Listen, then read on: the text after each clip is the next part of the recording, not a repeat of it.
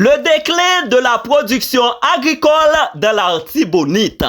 Historiquement, l'Artibonite constituait le bassin vivrier du pays, notamment dans la production du riz, du sorgho, du maïs, de la canne à sucre. Depuis la fin des années 80, on observe un déclin dans la production agricole dans ce département qui ne se limite pas à ces denrées subventionnées. Ce déclin entraîne une baisse importante de la disponibilité de produits alimentaires et entraîne le pays dans un cercle infernal d'insécurité alimentaire et l'abandon de l'agriculture comme activité économique. L'Artibonite possède la plus importante superficie irriguée du pays. Sur 281 500 hectares de terres cultivables, la République compte 70 000 hectares de terres irriguées, dont 32 000 hectares dans l'Artibonite. Vers 1970, l'Artibonite avait répondu aux multiples besoins de la population en matière de riz. À ce moment-là, les ports étaient encore protégés de la contrebande de la classe dominante. Presque tous les ports de province étaient fermés et les importations étaient strictement limitées. Par ces mesures, François Duvalier entendait diminuer les possibilités d'action et le pouvoir de la bourgeoisie mulâtre de province, traditionnellement agro-exportatrice. Il y avait à l'époque peu d'importation de riz.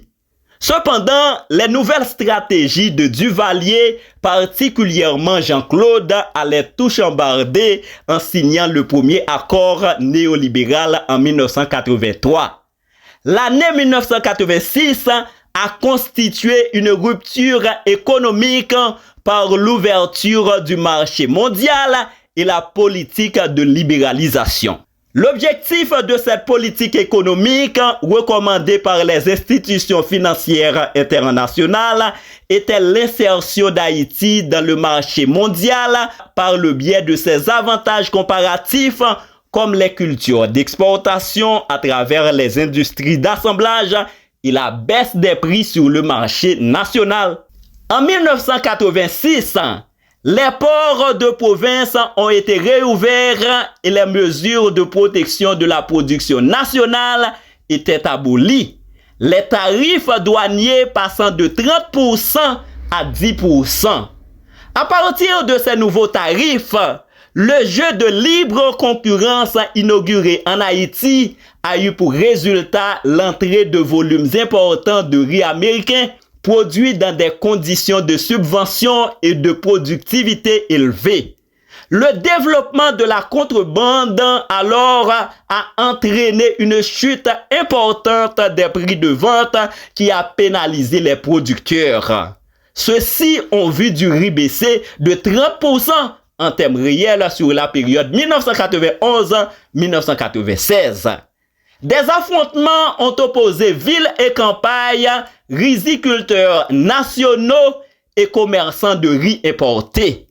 Dans l'Artibonite, à l'automne 1986, des barricades ont dressé sur les routes, notamment à l'Estère, des camions de riz de contrebande ont été incendiés et des affrontements ont opposé des producteurs avec la population des Gonaïves venus défendre les camions des contrebandiers. L'armée est intervenue et certaines mesures de libéralisation ont été retirées. Ces événements ont été connus sous le nom de guerre de riz. La faible productivité des exploitations rizicoles était restée relativement masquée tant que le marché rizicole national a été protégé, c'est-à-dire jusqu'en 1986. La libéralisation économique est intervenue en 1986 et l'afflux massif de riz venant du marché international a eu des effets délétères sur la production nationale qui a connu une diminution de 30% entre 1985 et 1995. L'histoire est triste. La meilleure, ce sera nous demain. Avançons pour une autre Haïti.